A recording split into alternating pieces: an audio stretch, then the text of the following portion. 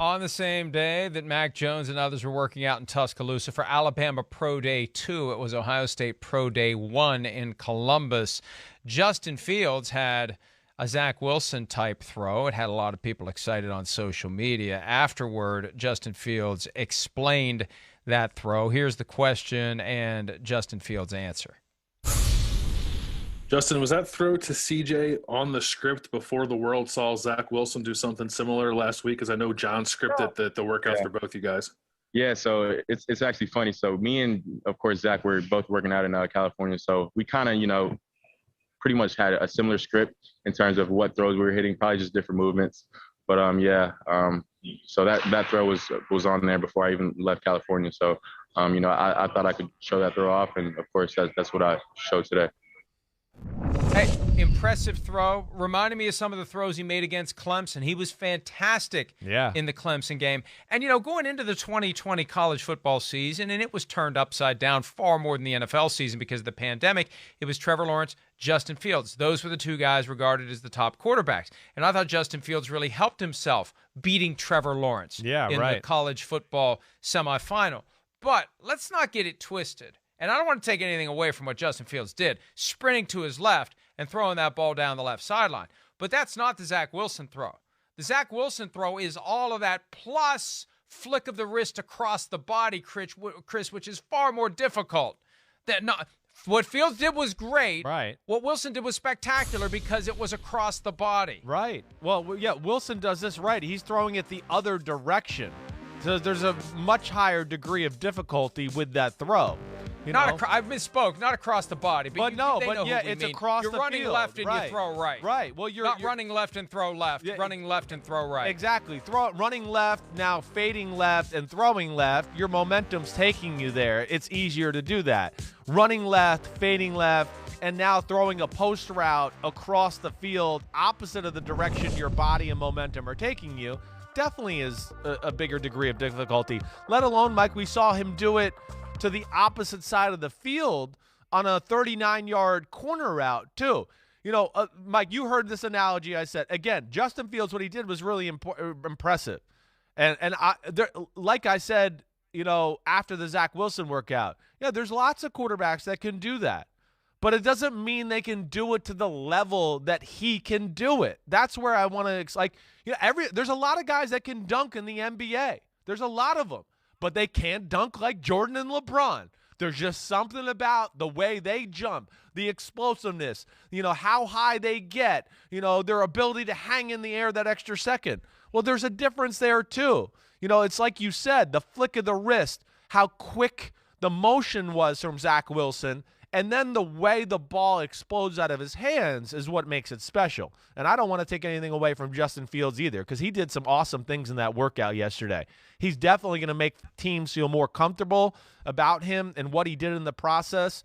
He's fixed, he cleaned up some of the mechanical issues that you worry about. Not that I'm saying they're gone forever, but you could see that he's worked on them and thought about them a little bit.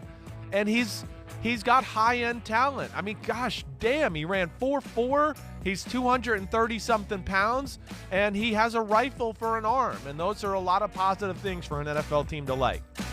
We just played that big throw that was compared to the Wilson throw. And the one difference that cries out to me, and I think Justin Fields is going to be a great NFL player. Yeah. He put a hell of a lot more effort and arm into that throw.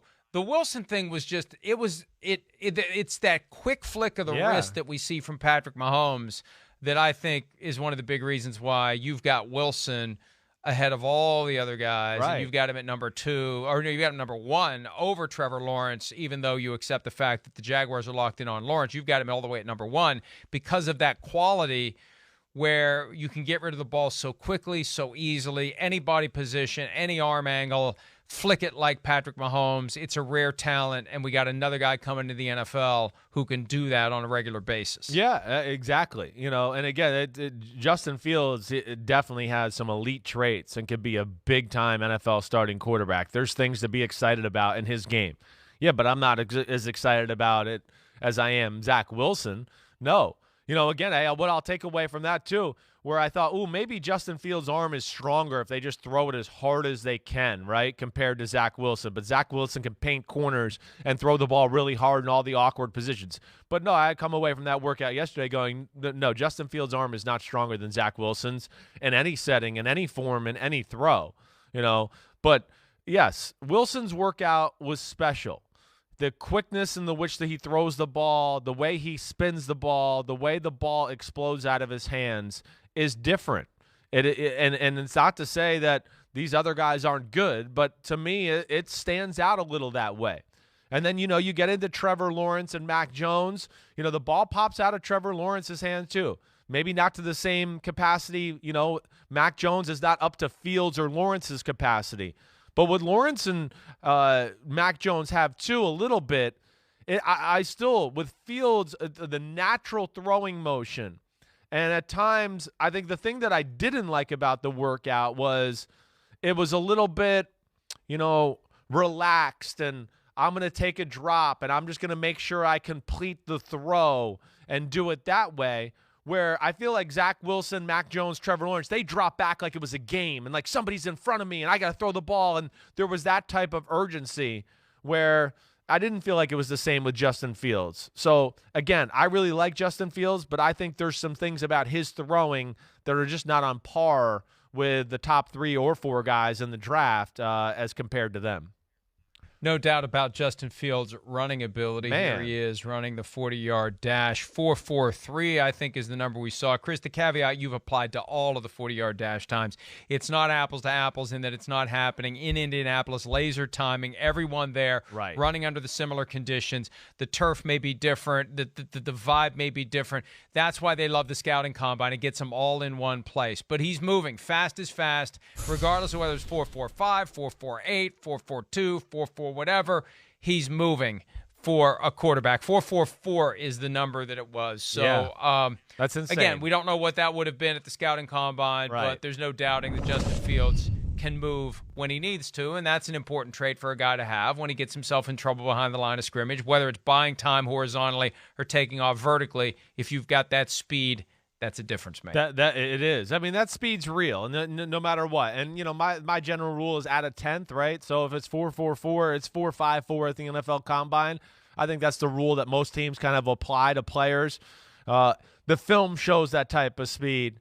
His running is special, and to me, that's where he's a tough prospect to evaluate a little bit because. There's some rawness in the drop back pass game and decision making and some of the throws. But there is elite running ability that can make up for the issues that he might have in the pass game to help him, buy some time and come along with that. To where, I'm a guy that I sit there and look at it and go, I don't think he should be a starter year one. I think in his best world, he could be that guy to, let's learn behind somebody, fix some of the mechanical issues, learn how to be a pro, maybe late in the season if the team's bad, something like that. But I do think he'd be the guy that would benefit from, being behind someone. But I would think that there's teams out there that go, well, no, wait, we can orchestrate an offense to where, he can run. We can make defenses defend and have to worry about that quarterback run game, which can lead to really easy pass looks. And now some of the things he's not as good at, we don't have to worry about because teams are worried about stopping the run, and now we make the pass looks really easy for him. And I'm sure there's some teams that look at it that way and think he can be pro-ready and ready to go for next season. And since there can be no private workouts this year because of the pandemic, there will be an Ohio State / Justin Fields Pro Day 2, and Kyle Shanahan and John Lynch will be there for that one as they do their due diligence. Knowing Lawrence and Wilson will be gone, they're going to be picking Jones or Fields or Trey Lance, who knows, but they get their pick of the guys left over after the first 2 are off the board, and they're happy about that. Hi, I'm Mike Tirico, and thanks for watching. Make sure to hit subscribe for the latest news and highlights from NBC Sports.